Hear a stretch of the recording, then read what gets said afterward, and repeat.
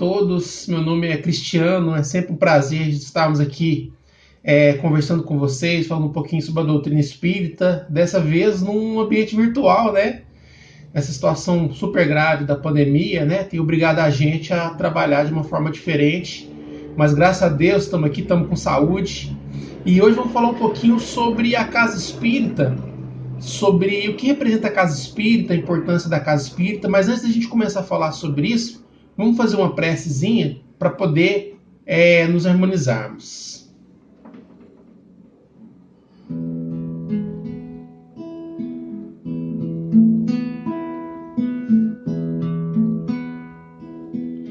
Senhor Jesus, que possamos mais uma vez, humildemente, trazer um pouco da Tua verdade, um pouco da Tua luz, consolando os corações, alimentando as almas, podendo contribuir com os Teus planos para a Terra, com os Teus planos para a humanidade.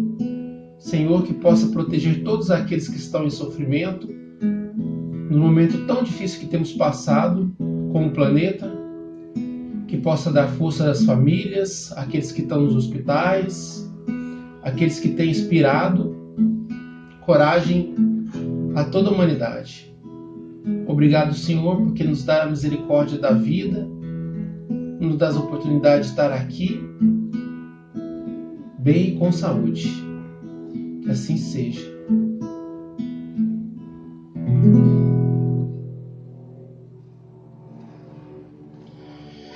Gente, vamos começar com uma frase do Chico. Chico fala assim: lembremos-nos que o homem interior se renova sempre. A luta enriquece-o de experiência, a dor aprimora-lhe as emoções e o sacrifício tempera-lhe o caráter, né? Todo aquele esforço que a gente faz, todas as dificuldades que a gente passa, sempre são provas que nos testam um processo de evolução maior, né? Então o Chico sempre trouxe isso, a doutrina sempre trouxe isso. Por mais que a gente esteja vivendo um momento tão difícil, tudo isso, de certa forma, nos transforma em seres humanos mais fortes, né? Em seres mais humanos, né? Mais próximos àquele modelo de Jesus, de caridade, de benevolência, porque a dor, ela sempre mexe com a gente, né? Normalmente a dor chacoleja a gente, as dificuldades, faz com que a gente possa refletir sobre a nossa conduta. Então que isso possa inspirar a gente nesses dias difíceis e possa nos auxiliar nesses momentos tão complicados. Então vamos fazer uma canção que mostra um pouco dessa conexão entre o plano astral, o plano espiritual e o plano físico no processo de uma casa espírita. Chama-se Quanta Luz, é uma canção muito linda.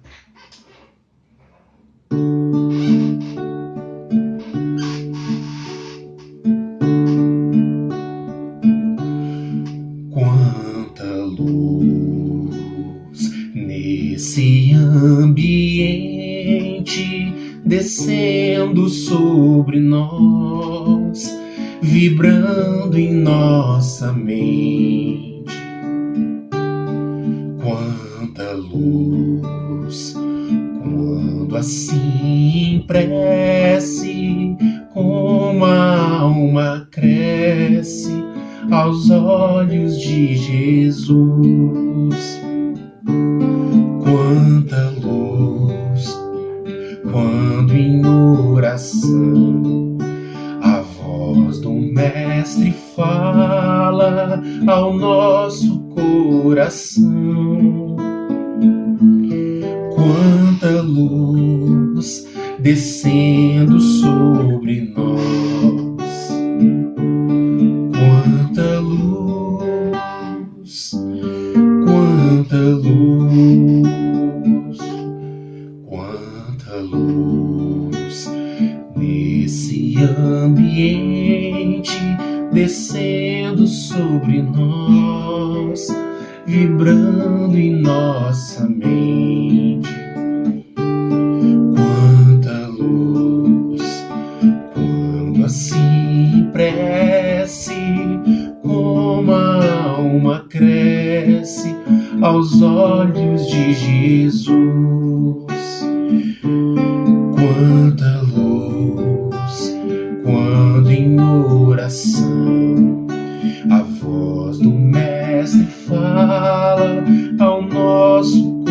coração. Quanta luz descendo sobre nós. Quanta luz, quanta luz.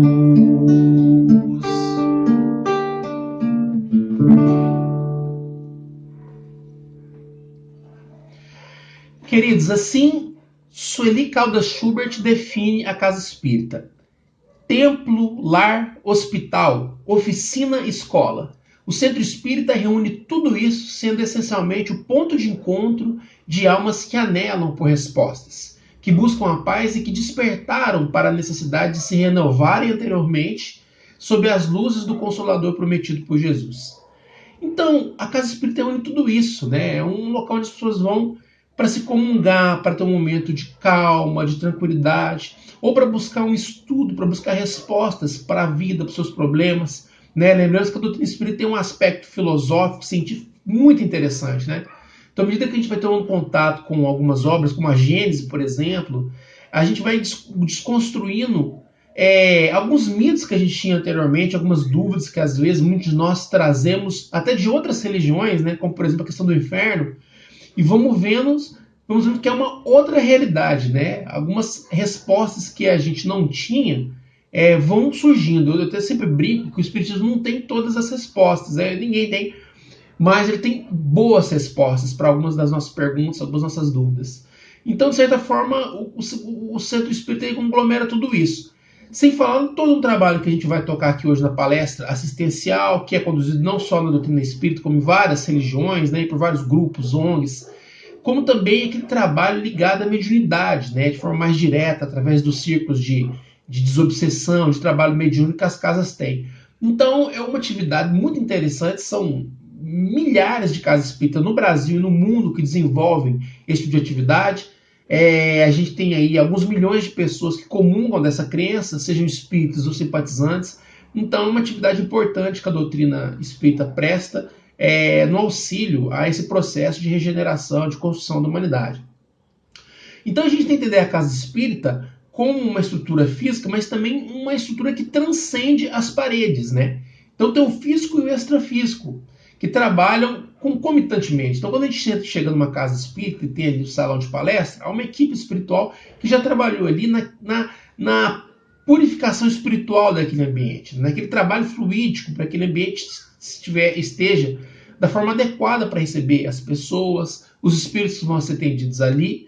Então, ao mesmo tempo que está havendo um trabalho no campo físico, é feito um trabalho também no campo espiritual. E os médios sempre relatam isso, né?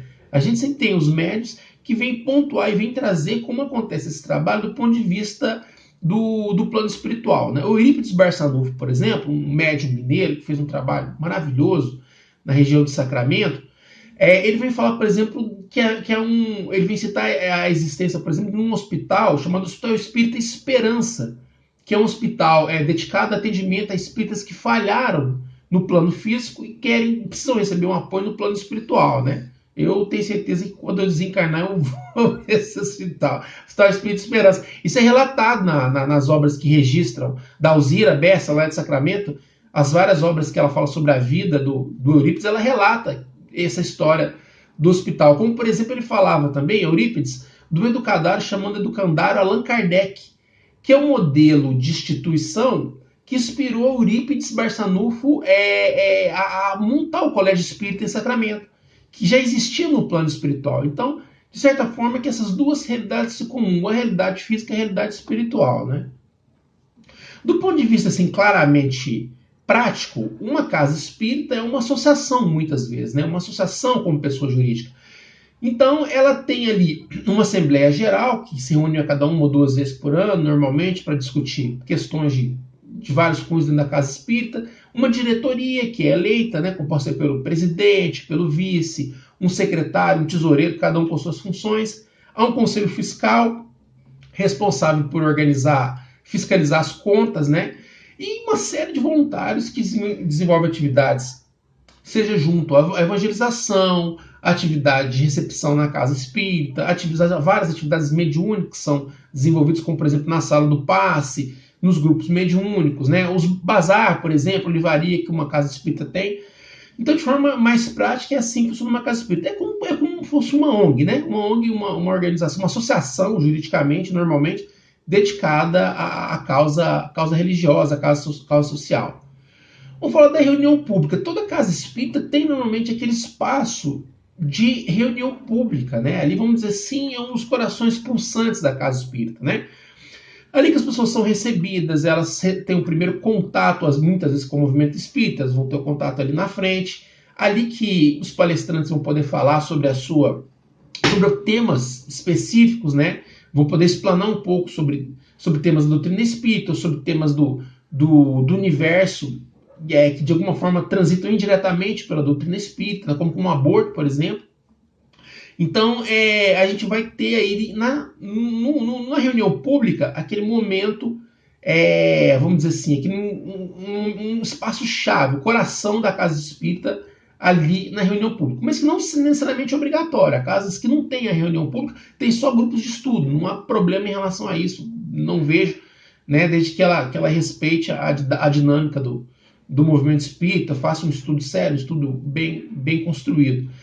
Então, a gente vem entender que a partir daí vão se desdobrando também uma série de outras estruturas que fazem parte da casa. Por exemplo, a estrutura de evangelização, né? Eu tive, e minha esposa, graças a Deus, durante bastante tempo, esse contato com a evangelização, com os encontros de jovens. Então a gente vai perceber a importância disso, né? Que é ali que se formam os futuros espíritas, né? São as pessoas que vão dar continuidade aos estudos, vão dar continuidade ao movimento, vão fazer com que o movimento se expanda. E hoje, mais do que nunca, é um enorme desafio você ter uma linguagem, uma dinâmica que agrade a crianças, principalmente a adolescentes, né? O adolescente hoje tem muita informação, ele está antenado com uma série de coisas.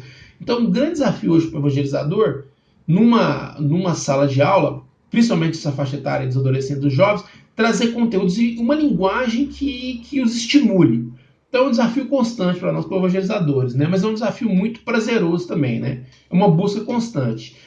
E a importância desse trabalho se mostra também que na própria Revista Espírita cita, não vou me recordar agora qual trecho da Revista Espírita, mas cita algumas evidências de que o declínio do espiritismo na França, em parte, se decorreu à dificuldade que eles tinham em construir turmas de evangelização e evangelizadores por lá, né? Então aquela turma antiga ali, da época de Kardec, então, o pessoal vai desencarnando.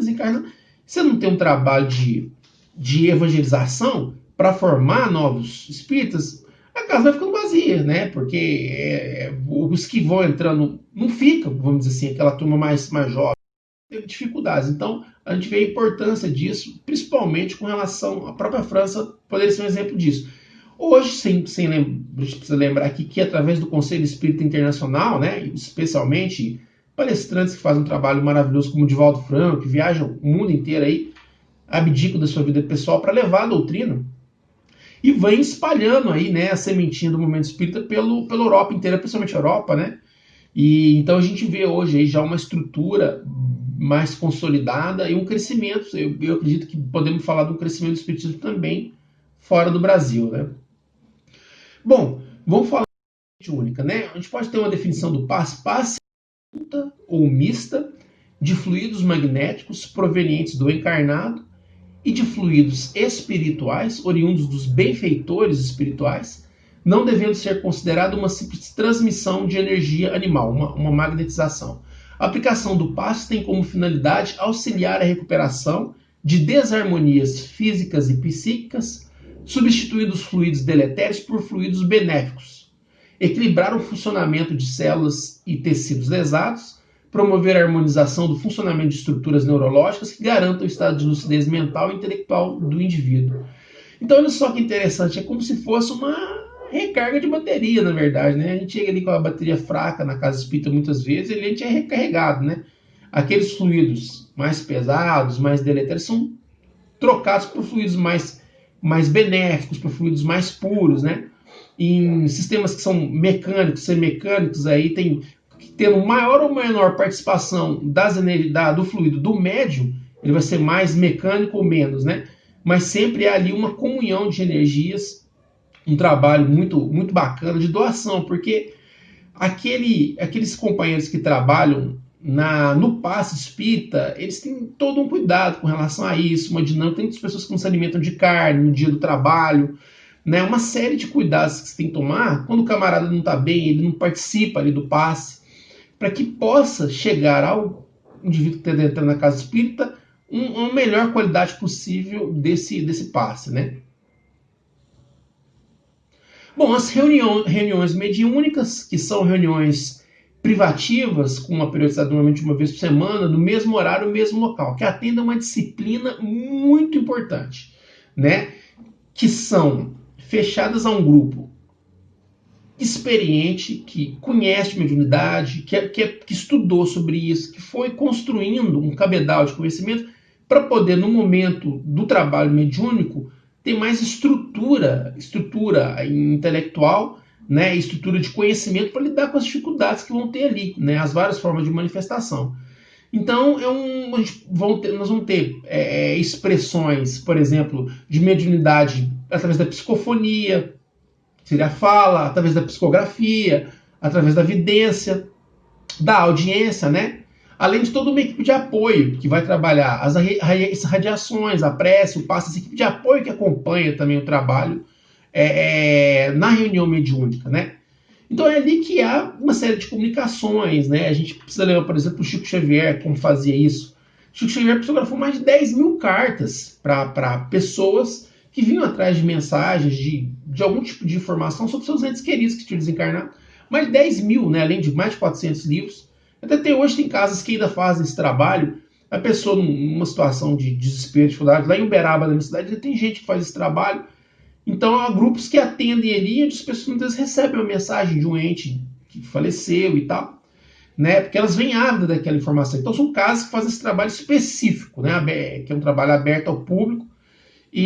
Mas comumente a gente vê os grupos fechados fazendo um trabalho bastante sério, um trabalho muito importante, que vai atender uma imensidão aí de espíritos que se usam do médium para receber esse choque carnal, né? A espiritualidade usa do médium para que ele tenha essa experiência na carne e de aquilo, de certa forma, né, em contato de novo com aquela experiência com o médium, no processo físico, ele possa se despertar para algum processo, né? A gente tem o atendimento fraterno, que é esse trabalho de alguma forma, um acolhimento mais profundo que é feito da pessoa que procura a casa espírita com alguma dificuldade particular, importante, um problema de saúde grave, um problema de convívio, seja que for, né, na esfera física, na esfera psicológica. O atendimento fraterno vai fazer esse trabalho de acolhimento, de sistematicamente ouvir aquela pessoa e cuidar daquela pessoa. Não é uma psicoterapia, de forma alguma, isso não é o objetivo. Mas é de ter um primeiro acolhimento daquela pessoa, que vem no sentimento muitas vezes, de aflição, desespero. É muito interessante o trabalho que é feito no atendimento fraterno. E é o que vem ajudar a gente num momento de maior dificuldade. É uma equipe também preparada, que faz todo um trabalho de preparação para poder chegar lá e atender as pessoas. É um horário marcado, né? Normalmente, quando está tendo passe ali, normalmente, quando está tendo a palestra pública, as pessoas são atendidas ali no atendimento fraterno. Muitas casas trabalham assim, que eu tenho um trabalho bastante importante também. Vamos falar da assistência e promoção social espírita. Então, muitas casas trabalham esse processo de assistência, né? Várias casas têm N atividades que são feitas no sentido de promover o bem-estar de populações, de crianças, de pessoas que têm uma situação financeira difícil, né? Então a gente vê bastante comum essas casas espíritas, assim como em outras religiões, né? A gente atendendo a N comunidades e fazendo esse trabalho de assistência para aqueles que são mais necessitados. A gente lembra da questão número 866 do Livro dos Espíritos, que fala assim: qual o verdadeiro sentido da palavra caridade? Como entendia Jesus? Resposta: benevolência para com todos, indulgência para as imperfeições dos outros e perdão das ofensas. Bonita, né? E por fim, a gente gostaria de dizer que a gente gostaria de lembrar que, por exemplo, o livro Boa Nova fala da experiência de Maria de Nazaré e João. Logo após o desencarne de Jesus, eles se usaram de uma pequena casa que havia lá na região de Éfeso, se eu não me engano, onde eles atendiam as pessoas mais necessitadas da comunidade, né? Ele já é conhecido como a Casa do Caminho, né? Então, aquele local, vamos dizer, seria um local que inspira os melhores modelos para a gente seguir da doutrina espírita, porque é um modelo de assistência espiritual muito grande, né? Onde gente, às vezes, com doenças graves, como uma lepra, uma coisa assim, eram atendidos ali, né? Então, Maria e João fizeram esse trabalho depois do desencarne de Jesus, né? Isso ficou registrado no livro Boa Nova, no capítulo do livro Boa Nova. Então, a gente gostaria de terminar fazendo uma canção que fala sobre esse modelo da Casa Espírita, uma canção chamada Casa de Maria, com uma parceria minha com uma amiga chamada Araceli Garcia, que é uma casa que ela montou lá na região de Florianópolis, ela é de lá, chamada Casa de Maria. E aí fizemos essa canção em homenagem à casa, em homenagem àquele momento bonito que ela fez, que foi de montar uma casa e começar um trabalho lá também. Também envolve um trabalho social muito bacana. Então vamos finalizar com Casa de Maria e aproveitar para agradecer muito a oportunidade, dessa vez, uma palestra diferente, né, uma palestra virtual, e podemos, de repente, levar a mensagem para um grupo até maior, né, de pessoas, já que esse material fica na internet, então, não só presencialmente, como também numa situação uma situação posterior. Muito obrigado à casa mais uma vez pela oportunidade e que Deus abençoe a todos. Vamos fazer a música como oração final, tá bem? Vamos lá.